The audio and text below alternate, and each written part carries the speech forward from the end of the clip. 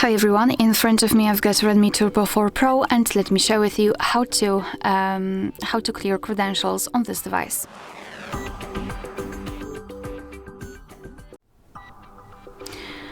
So let's start with opening the settings, and here we have to scroll down and find Fingerprints, Face Data and Screen Lock.